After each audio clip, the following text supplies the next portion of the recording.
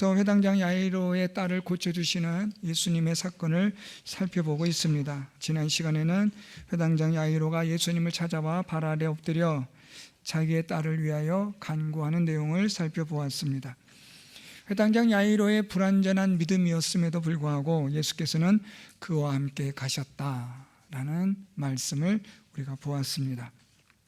오늘 본문 말씀은 회당장 야이로의 딸을 고치러 가시는 도중에 혈루증 여인, 12해 동안 혈루증을 앓아왔던 여자가 고침을 받은 사건이 기록이 되고 있습니다. 회당장 야이로의 딸을 고치시러 가는 도중에 갑작스러운 돌발 사건이 등장하는데, 그것은 12해 동안 혈루증을 앓았던 여자가 고침을 받게 된 사건입니다.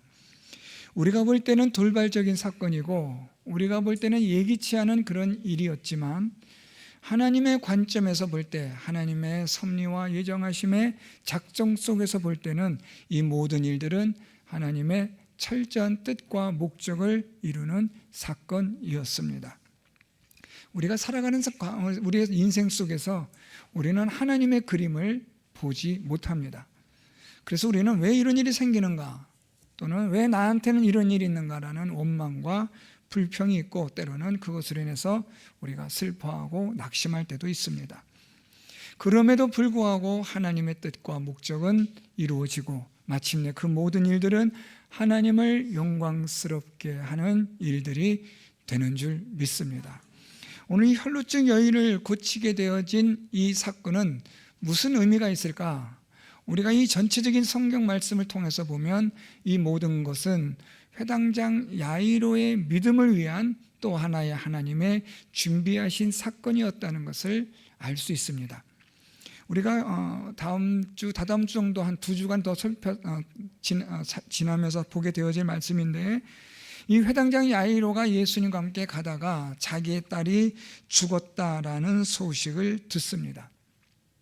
그래서 예수님은 회당장 야이로에게 두려워하지 말고 믿기만 하라 라고 그렇게 말씀하셨는데, 만일 이 12의 혈루증을 고침받았던 여자의 이 사건이 없었다면, 회당장 야이로는 자기 딸이 죽었다라는 소식을 들었을 때 예수님께서 두려워하지 말고 믿기만 하라는 이 말씀이 믿어졌을까, 받아들여졌을까 라고 우리가 생각해 볼 수 있다는 거예요. 이 12회를 혈루증으로 알아왔던 여자가 고침을 받은 이 사건은 회당장 야이로에게는 큰 충격을 주었음에 분명합니다.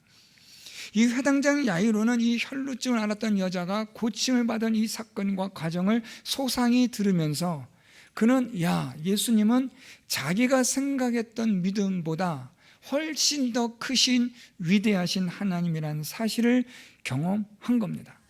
간접 경험이었지만 이 혈루증 여자를 통한 고침의 사건은 분명히 회당장 야이로에게 죽은 딸에 대한 소식을 들었음에도 불구하고 예수께서 두려워하지 말고 믿기만 하라는 이 말씀으로 그는 믿어지게 되는 거죠.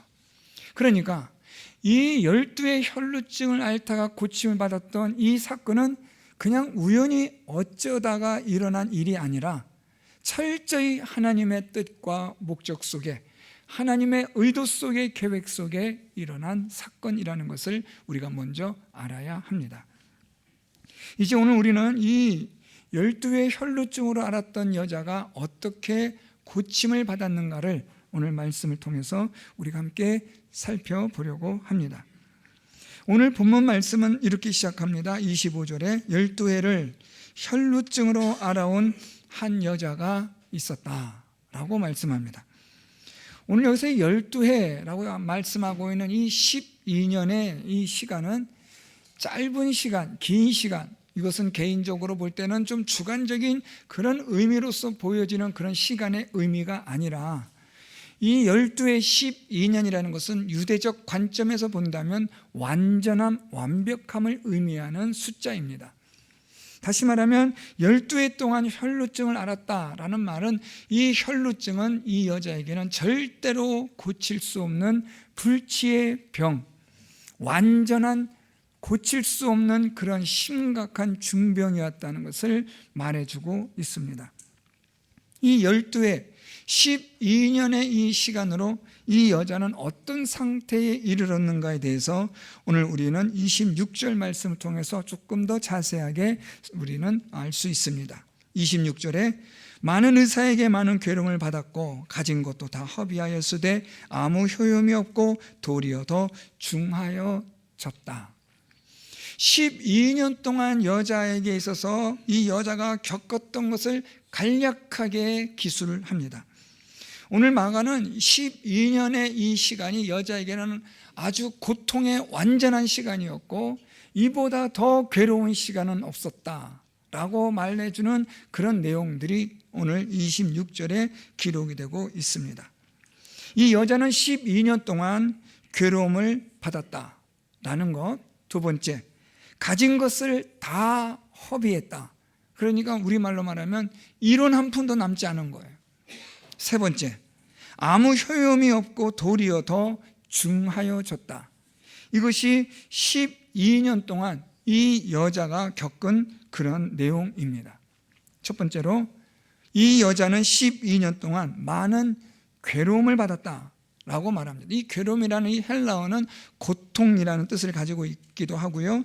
또 이것은 이 많은 괴로움을 의미하는 해를 당한 고난을 의미하기도 합니다.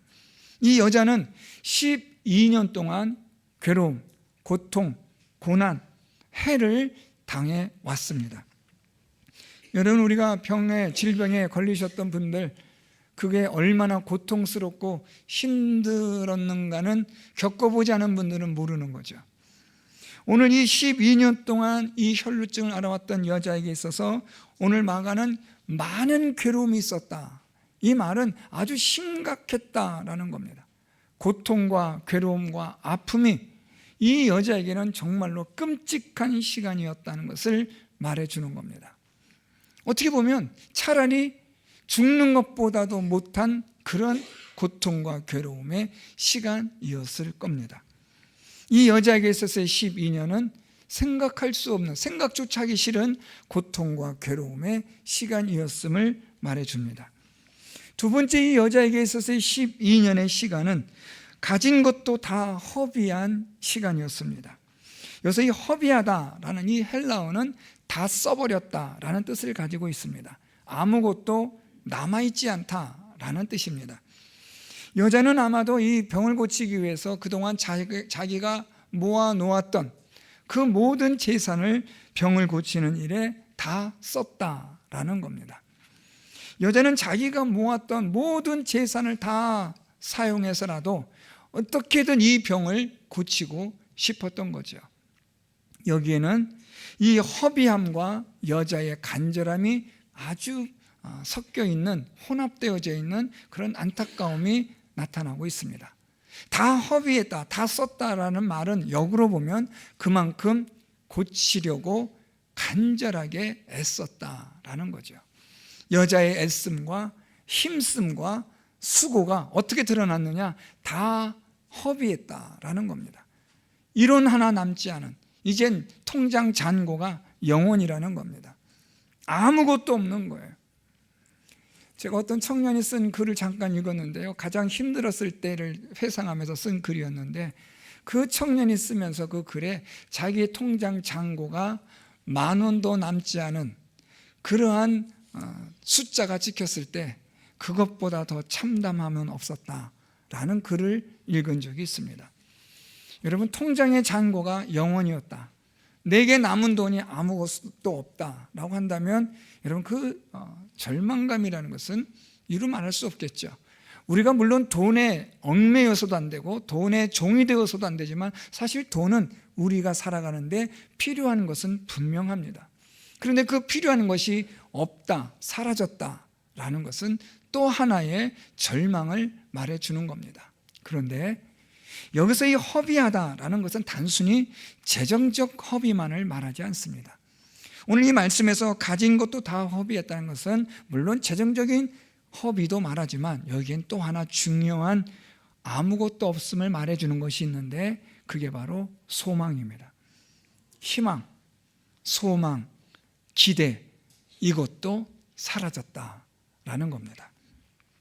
여러분, 우리가 아무리 어렵고 힘든 하루하루를 보내도 우리 마음에 어떤 생각이 들어요?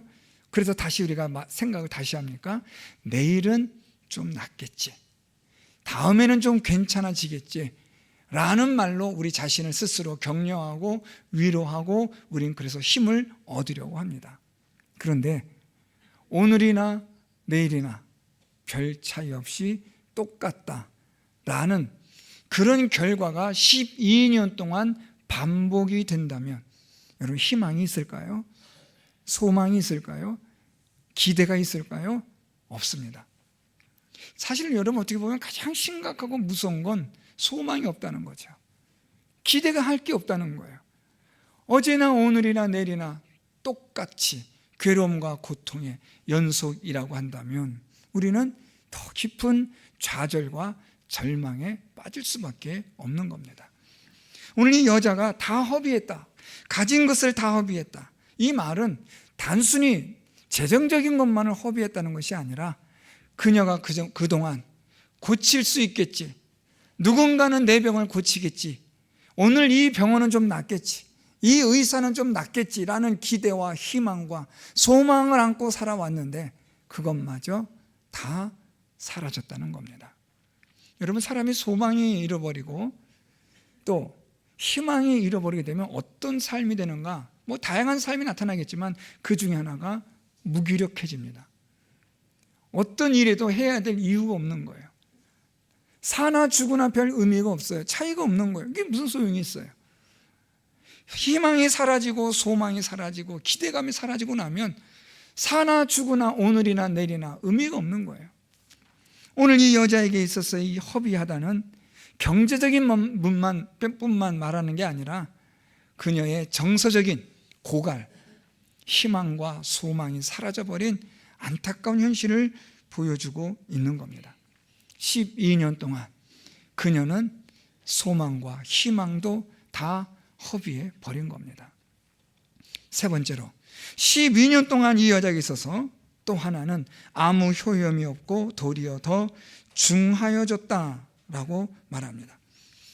효험이 없다라는 말은 고침을 받지 못했다라는 뜻입니다. 12년 동안 많은 의사들을 찾아다녔는데 고침받지 못한 거예요. 이리저리 온갖 여러 가지 무슨 비법이니 요법이니 많은 것도 하지 않았겠어요? 이 당시엔 또 의술이 뛰어나지 않았으니까 민간 요법으로 말도 되지 않은 일들을 얼마나 많이 엉터리 의사들이 했겠습니까, 여러분? 몸은 몸대로 망치고 마음은 마음대로 허비되고, 그러면서 오늘 말씀 보면요, 더 중하여졌다라고 말씀합니다. 이 더 중하여졌다라는 이 헬라어는요, 더 악화되었다, 더 나빠졌다, 더 좋지 않게 되었다, 이런 뜻을 가진 단어예요. 그러니까 12년 동안 이 여자는 어떤 상태냐면 계속해서 갈수록 나빠졌다라는 거예요. 조금이라도 반전이 있고 반등이 되어지고 조금이라도 좀 약간 고침에 대한 무언가의 괜찮음이 있어야 되는데 이게 없는 거예요. 계속해서 그냥 하락하고 또 떨어지고 더 안 좋아지고 더 나빠지고 더 고통스러워지고 더 괴로워지는 거죠. 자, 여러분 한번 생각해 보세요. 오늘 이 여자가 12년 동안 많은 괴로움이 있었어요. 가지고 있던 돈 다 탕진했으니 다 써버렸어요. 소망도 없고 희망도 다 사라져버렸습니다. 몸은 이제 완전히 끝난 거예요. 더 안 좋아졌습니다. 더 심각해졌습니다. 이제 오늘 죽으나 내일 죽으나 별 차이도 없고 크게 놀랄 일도 아닌 그런 상황에까지 이 여자는 처하게 된 겁니다. 그러니까 여러분, 이 여자는 막다른 골목이에요. 오늘 죽으나 내일 죽으나 무슨 의미가 있겠습니까? 참 괴로운 인생이죠. 오늘 여러분, 이런 상황 가운데서 이 여자는 아주 중요한 생각을 하게 됩니다. 오늘 말씀 보면 27절에 예수의 소문을 듣고 무리 가운데 끼어 들어와서 그의 옷에 손을 대니 28절입니다. 이는 내가 그의 옷에만 손을 대어도 구원을 받으리라 생각함일러라. 여기서부터 이 여자의 인생이 반전이 일어납니다. 사실 여러분, 반전이 일어날 상황이 아니죠. 절망과 좌절로 계속해서 떨어지는 상황에서, 가진 것도 아무것도 없고 희망도 없고 소망도 없고 기대도 없는 상황에서, 괴로움과 고통은 더해져 가는 상황에서 무슨 반전이 있겠고 무슨 등을 기대어 비빌 만한 데가 어디 있겠습니까? 아무것도 없는 상황이잖아요. 완전히 그냥 제로예요. 끝난 거예요. 이제 뭐 오늘 내일 그냥 죽는 날만 기다리는 거죠. 이런 가운데서 이 여자가 놀라운 반전의 불씨를 갖게 되어지는데, 오늘 21절에 예수의 소문을 듣고 28절에 맨 마지막 보면 생각하밀러라 라는 겁니다. 오늘 본문의 제목처럼 예수의 소문을 듣고 생각하였다 라는 겁니다. 예수의 소문, 이 예수의 소문은 다른 게 아니라 하나님 나라가 임하고 그 하나님 나라가 임하는 자마다 하나님 나라의 능력이 나타났다는 소문을 여자가 들은 거죠. 야, 이분이 메시아가 아닌가라는 사람들의 설레하는 그런 말을 이 여자는 듣는 거예요. 그러면서 예수의 소문을 듣고 나서 이 여자가 무엇을 생각했느냐? 그 예수의 소문에 대한 것을 이 여자가 생각했다라는 거예요. 이게 중요합니다. 예수의 소문을 듣고 예수께서 하시는 일들을 듣고 생각했다는 거예요. 여러분, 사람은 참 하나님이 위대하게 놀랍게 창조하신 게 있는데, 그게 무엇이냐면 영적으로 생각하게 하신다는 거예요. 오늘 이 여자가 예수께서 하시는 일을 보면서 하나님 나라가 임하고 능력이 나타나는 것을 보면서 이 여자가 생각했다라는 거예요. 생각해서 이제 어떻게 합니까? 이 여자가 무리 가운데 끼어 들어와서 예수님의 옷에 손을 대는 행동을 하게 돼요. 생각을 하고 나서 이 여자는 행동을 하는 거죠. 그러니까 이 여자가 무슨 생각을 하느냐는 너무나 중요한 거예요. 여러분이 무슨 생각을 하고 있느냐는 너무나 중요한 겁니다. 왜냐하면 그것이 여러분의 행동을, 여러분의 내일을 결정하는 것이기 때문에 중요합니다. 이 여자는 예수의 소문을 듣고 생각했다는 거예요. 여러분, 이것을 오늘날로 표현하면 하나님의 말씀을 듣고 생각했다는 거예요. 하나님의 말씀을 듣고 생각할 때에 하나님께서 이 여자에게 놀라운 인생의 반전의 역사를 하나님이 일으키신다라는 겁니다. 우리가 하나님의 말씀을 듣고 읽고 그 말씀을 생각할 때에 하나님께서 여러분의 인생의 반전의 역사를 일으키시는 하나님의 능력이, 하나님 나라의 능력이 임하게 되는 줄 믿습니다. 무엇을 생각하느냐가 중요한 거예요. 세상을 바라보고 우리 악한 본성을 따라 악한 생각을 하면 그 생각대로 살다가 죽는 겁니다. 하나님의 심판을 받아 끝나는 거예요. 그냥 사망에 이르는 겁니다. 죄의 본성을 따라 살다가 악하게 살다가 끝나는 거예요. 그런데 하나님의 말씀을 듣고 읽고 그 말씀을 생각하게 되면 생명과 구원에 이르게 되는 줄 믿습니다. 오늘 이 여자가 하나님의 말씀, 예수를 듣고 예수의 소문을 듣고 예수께서 하시는 일을 듣고 생각했다라는 거예요. 저는 우리 성도 여러분들이 하나님의 말씀을 듣고 읽고 그 하나님의 말씀으로 생각하시는 여러분들이 되셔서 여러분의 삶 가운데, 여러분의 가정에 하나님의 나라가 임하는, 하나님의 능력이 나타날 수 있는 역사가 있기를 축복합니다. 자, 이제 이 여자가 하나님의 말씀을 듣고 예수의 소문을 듣고 생각한 그 결과를 한번 볼까요? 어떤 생각을 했는가 보세요. 오늘 이 여자는 이렇게 생각합니다. 28절, 내가 그의 옷에만 손을 대어도 구원을 받으리라. 여러분, 이 여자의 생각이 기가 막힌 생각이에요. 저는 이것을 역발상의 믿음이라고 저는 정의를 했어요. 제가 그냥 생각한 거예요. 역발상의 믿음. 완전히 거꾸로 발상이 간 거예요. 거꾸로 생각한 거죠. 무엇과 거꾸로냐라는 걸 이제 말씀드리려고 하는데, 우리가 지난 시간에 봤던 회당장 야이로 좀 볼까요? 회당장 야이로가 23절에 예수님께 이렇게 간곡히 구해요. 23절에 간곡히 구하여 이르되 내 어린 딸이 죽게 되었사오니 오셔서 그 위에 손을 얹으사 그로 구원을 받아 살게 하소서. 이게 회당장 야이로가 예수님께 구한 내용이에요. 회당장 야이로는 예수님께 어떻게 구해요? 오셔서, 우리 집에 오세요. 와 주셔서, 그래서 내 딸에게 예수님이 손을 얹어주세요 라는 거예요. 다시 말하면 예수님 저희 집에 오셔서 제 딸을 만져주세요. 제 딸을 만져주셔서 제 딸이 구원받게 해주세요 라는 게 야이로가 가지고 있었던 믿음이었어요. 우리는 이 야이로의 믿음이 불완전한 한계가 있는 믿음이라고 지난 시간에 보았습니다. 예수께서는 말씀만 하셔도, 예수님 믿는 믿음만 있어도 우리는 얼마든지 병 고침받고 우리의 모든 문제가 해결될 수 있지만, 이 야이로는 거기까지 믿음이 안 된 거예요. 오셔서 만져주셔야만 병이 낫겠다, 구원받겠다라고 생각을 한 거거든요. 자, 오늘 본문으로 돌아와서 여자는 어떤 생각했다고요? 28절에 내가 그의 옷에만 손을 대어도 구원을 받으리라. 자, 회당장 야이로는 누가 손을 대야 돼요? 예수님이. 그런데 오늘 이 여자는 누가 손을 대요? 내가 손을 대면 된다는 거죠.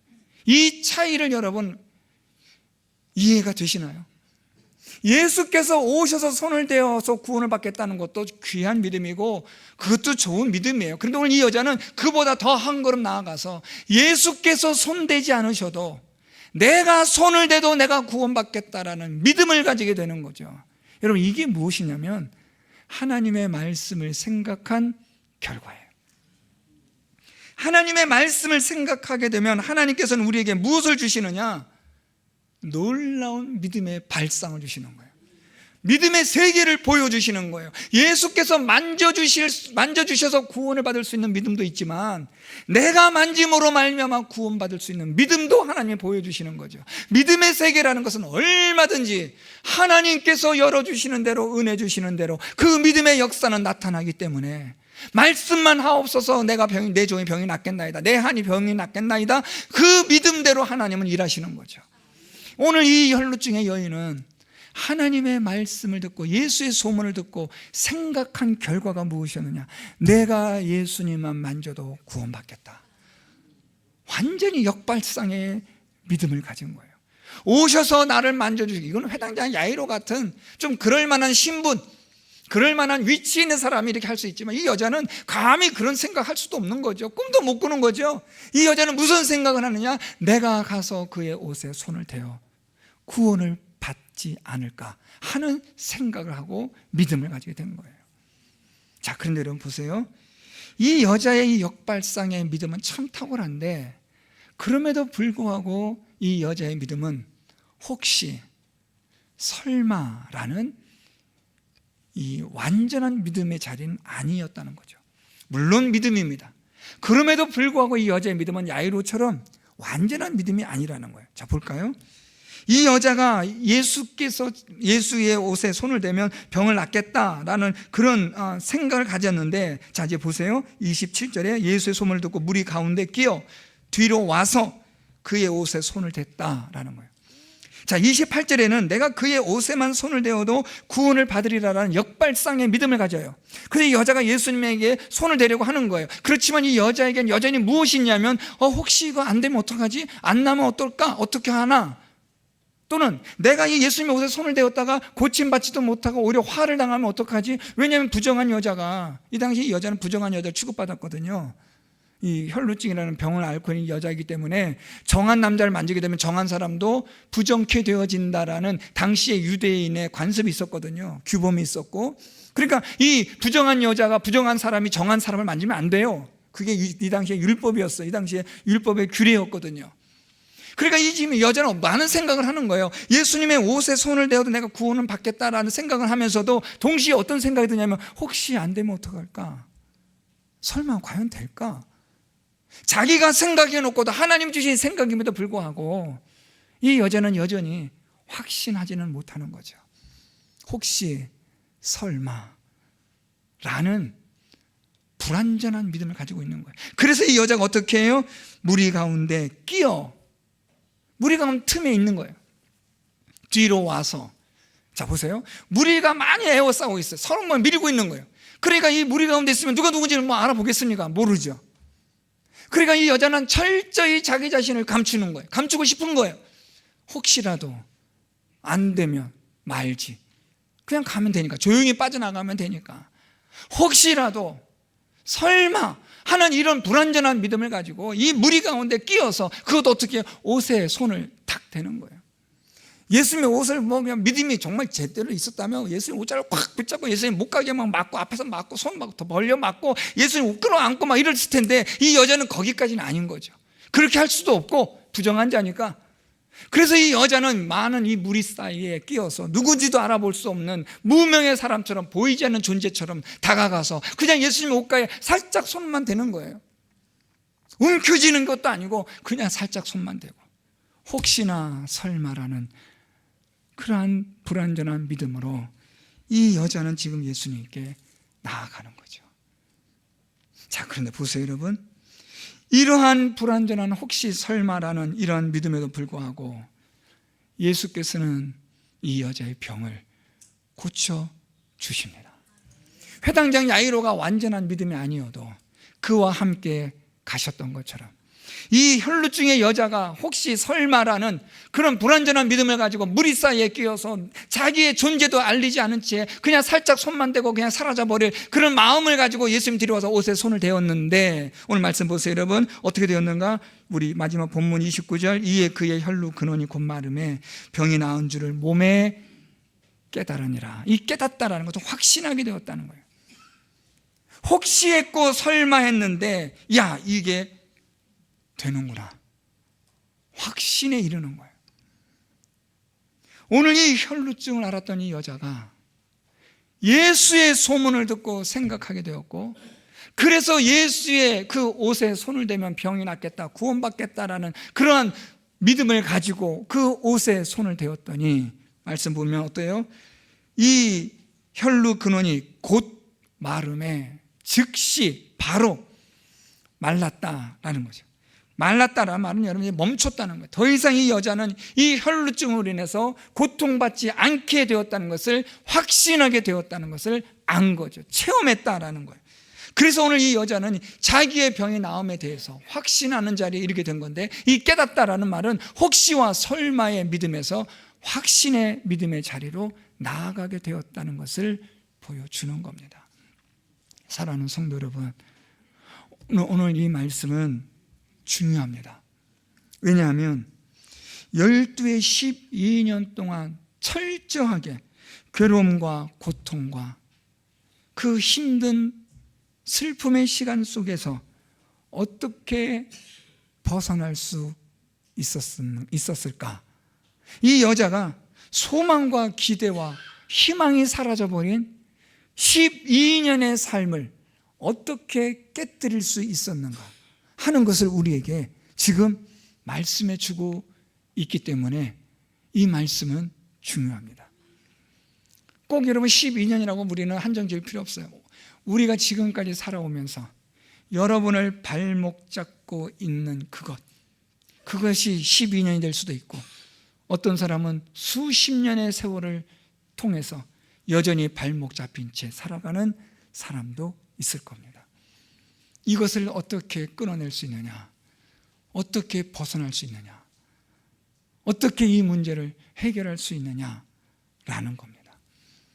오늘 이 여자는 12년간 자기를 묻고 있었던, 자기를 완전히 고통과 괴로움 속에 희망과 소망과 기대가 사라져버린 절망과 좌절의 삶으로 살아가게 만들어버렸던 그것을 이 여자는 어떻게 깨뜨렸고 어떻게 벗어날 수 있었느냐?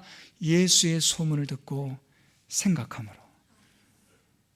저는 우리 성도 여러분들이 하나님의 말씀을 듣고 생각함으로, 성령께서 주시는 믿음으로 여러분들을 묶고 있는 12년의 모든 여러분들을 억압하고 있는 족쇄들이, 모든 여러분들을 묶고 있는 쇠사슬들이 다 풀려지기를 축복합니다. 예수의 소문을 듣고 이 여자가 12년의 병에서 벗어난 것처럼 오늘도 우리 성도 여러분들이 하나님의 말씀을 듣고 읽는 가운데 그 하나님의 말씀을 생각할 때에 하나님께서 그 말씀을 생각하는 자에게 하나님이 믿음을 더하여 주시는 줄 믿습니다. 우리가 하나님의 말씀을 듣고 읽고 생각하는 가운데 하나님께서 우리에게 역발상의 믿음을 주셔서 12년 동안 나를 그동안 꽁꽁 묶어놓았던, 나를 올감했던 그런 사슬과 같고 고란 것 같았던 것, 마치 이 귀신 들렸던 이 사람이 예수 그리스도를 만나서 자유함을 얻었던 것처럼 오늘 우리의 인생이 자유함을 누릴 수 있게 하는 그 비결이 무엇이냐면 하나님의 말씀을 생각함에 있다는 겁니다. 하나님의 말씀을 여러분들이 읽고 듣고 생각하셔서 하나님이 주시는 역발상의 믿음을 가지고 여러분들의 모든 문제들을 이제는 이겨내시고 극복해 나가시고 그 모든 문제들을 여러분들이 헤쳐나갈 수 있는 믿음의 사람이 될 수 있기를 바랍니다. 이 역발상의 믿음이라는 것은 다른 거 아니에요. 철저하게 하나님을 붙드는 거죠. 하나님께 더 나아가고 더 간절하게 외치는 거예요. 하나님 앞에 그 은혜를 구함에 있어서 더 간절하게 부르짖는 거예요. 아무리 어렵고 힘들어도 끝까지 하나님을 붙잡는 손은 놓지 마세요. 기도하는 끈은 놓지 마세요. 여러분, 눈물이 나고 모든 희망이 사라져도 하나님만큼은 놓치지 마시고 붙잡으세요. 하나님 살려주세요. 하나님밖에 없습니다. 오히려 여러분 역발상의 믿음을 가지세요. 어려우면 어려울수록, 힘들면 힘들수록, 아프면 아플수록 더 하나님을 붙잡으세요. 의지하세요. 하나님께 부르짖으세요. 이 역발상의 믿음을 통해 하나님께서 여러분들을 고쳐주시고 회복시켜 주시고 하나님 주시는 은혜와 평강의 그 놀라운 하나님 나라의 능력이 임하게 되는 줄 믿습니다. 사랑하는 성도 여러분, 힘들고 어렵죠? 오늘 이 말씀 기억하십시오. 1부 예배 마치고 제가 성도님들하고 인사하는데 어느 집사님 나가시면서 목사님 제 어깨 좀 한 번만 만져주세요 그래요. 그래서 제가 왜 어디 아프세요? 하면서 만져줬더니 집사님이 가시면서 이런 말씀을 툭 하시는데 아직도 그 말이 마음이 아파요. 목사님 제가 마음이 아파요 그러시더라고요. 마음이 아프시고 몸이 아프시고 좌절과 절망과 또 희망과 기대가 다 사라져버려서 그냥 오늘 사나 내일 사나 의미 없이 살아가는 우리 성도 여러분들 계시다면 하나님 말씀을 생각하시기를 바랍니다. 하나님 말씀을 생각하여 하나님이 주시는 역발상의 믿음으로 그 자리에서 다시 일어나 자유케 되어지고 회복케 되어지고 치유받은 영혼, 육신이 되어 하나님께 더 담대히 달려나가는 믿음의 삶을 살아가는 영적인 전투에서 더 강력하게 싸워 이기는 우리 모든 성도 여러분들이 다 되시기를 예수 그리스도의 이름으로 축원드립니다.